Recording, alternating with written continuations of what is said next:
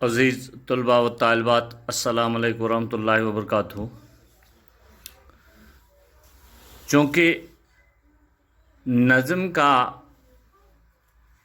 Portion جو ہمارے نصاب میں شامل ہے، آج حضرت شیخ العالم نور الدین نورانی، جس کے مترجم نگار ہیں نشاط انصاری صاحب،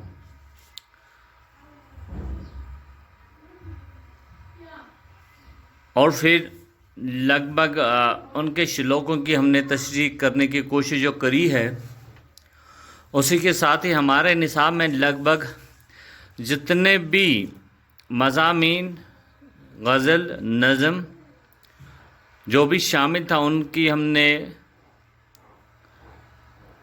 آپ کو سمجھانے کی بھرپور کوشش کری ہے۔ آج چونکہ نظم جو ہمارے نصاب میں شامل شیخ العالم کے شلوک،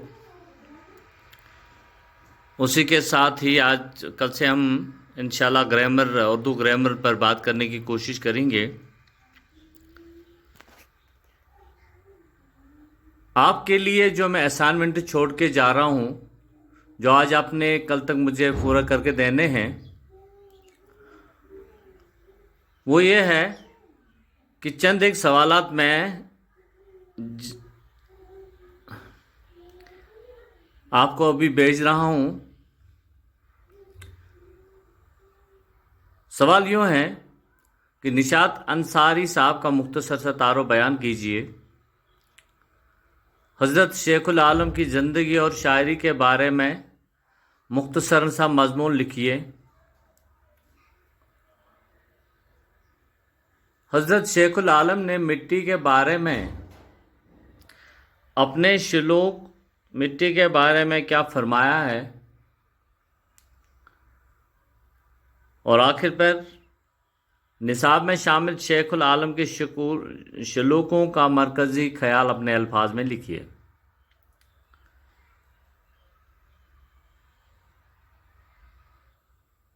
چلیے تھوڑا سا آپ اس میں سے ہم بھی آپ کی مدد فرما دیں گے، ہم بھی اس پہ بات کرنے کی کوشش کریں گے مرکزی خیال پہ۔ حضرت شیخ العالم شیخ نور الدین نورانی رحمۃ اللہ علیہ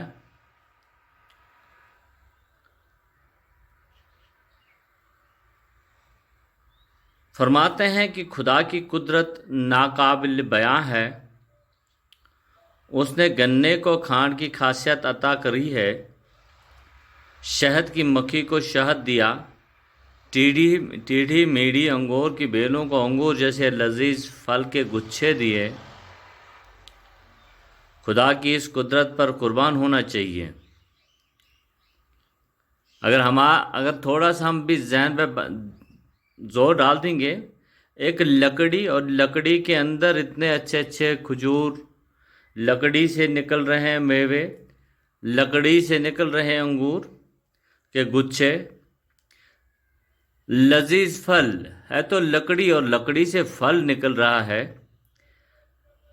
اب یہ خدا کی قدرت نہیں تو اور کیا؟ پانی میں پلتے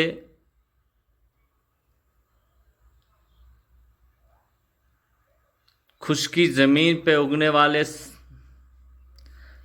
پھل، فروٹ، سبزیاں، یہ انہی کی کاریگری ہے۔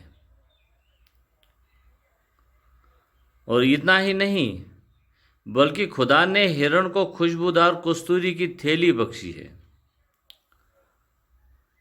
اللہ تعالیٰ نے ہرن کو خوشبودار کستوری کی تھیلی بخشی۔ اب دیکھیں، کستوری اگر ہم اس لفظ کا معنی دیکھیں گے تو مشک کہتے ہیں اسے، خوشبو۔ اور پھر اسی طرح شاعر نے خدا کی قدرت کی کاریگری بیان کی ہے، یہاں تک کہ دنیا، یہ جو دنیا ہے، دنیا فانی ہے، یہاں تو ہر چیز آنی جانی ہے، یہاں آنے اور یہاں سے جانے کا وقت جو ہے وہ مقرر ہے، کل نفس ذائقۃ الموت۔ انسان کا اصل اڑنا بچھونا جو ہے وہ مٹی ہے. مٹی سے پیدا ہوا جب، اور پھر جب وہ مر جاتا تو اسے مٹی میں ہی مل جانا ہے. حضرت شیخ العالم شیخ نور الدین نورانی رحمۃ اللہ علیہ انسانوں کو خبردار کرتے ہیں کہ موت کے بعد انسان اپنی دولت اور مکان و محلات ہی چھوڑ دیتے ہیں، اور پھر انسان سے کہتے ہیں کہ تجھے اسی زمین میں دفن کیا جائے گا، اور جب دفن کیا جائے گا وہاں کوئی ساتھی نہیں ہوگا، نہ بھائی نہ بہن نہ ماں نہ باپ، اکیلا ہی جانا ہے وہاں پہ. اس لیے اے انسان، آپ کو چاہے کہ آپ لالچ، حرص، تعصب، یہ برائیاں چھوڑ کر آپ کو باز آنا چاہیے، اور پھر اللہ تعالیٰ کے بتائے ہوئے راستے پہ چلنا چاہیے. خدا نے انسان کو مٹی سے پیدا کیا، مٹی سے مکان بنے، مٹی سے ساز و سامان بنا. جن میں تو اللہ تعالیٰ کی نعمتیں پکاتا ہے وہ مٹی کے ہیں، جو نعمتیں تو پکاتا ہے وہ مٹی سے نکلے ہوئے ہیں، اور جس میں تو وہ کھانا، وہ اللہ کے دی ہوئی نعمتیں، جو قسم قسم کی نعمتیں جو کھاتے ہو وہ بھی مٹی کے بنے ہوئے ہیں. اور پھر مٹی کے ہی بنے ہوئے برتنوں میں مزیدار کھانے پکتے ہیں. مرنے کے بعد پھر یہ سارا جسم جو ہے خاک میں مل جائے گا. گویا مٹی پھر مٹی کے ساتھ مل جاتی ہے، یعنی انسان مٹی سے بنا ہے اور واپس مٹی میں ہی مل جائے گا. چنانچہ دنیا کی بے ثباتی کا ذکر کرنے کے ساتھ ساتھ خدا کی قدرت اور مٹی کی اہمیت کو بیان کیا گیا ہے. اتنا ہی نہیں ہے، بلکہ اگر آپ کو یاد ہوگا کہ انہوں نے ہر ایک بات پر اپیل کری ہے. جیسے کہ جنگلات کے بارے میں ان کا ایک مشہور قول ہے، ان پوش تیلیے لون پوش.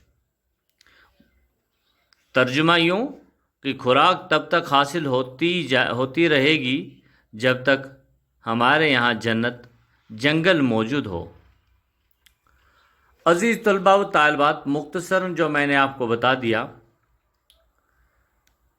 اور پھر آپ کے اسائنمنٹس بھی ہیں کہ یہ اسائنمنٹ کل آپ کر کے لائیں گے اور مجھے واٹس ایپ پہ میرے پرسنل نمبر پر آپ بھیج دیں گے. اللہ حافظ. نگہبان. اللہ نگہبان.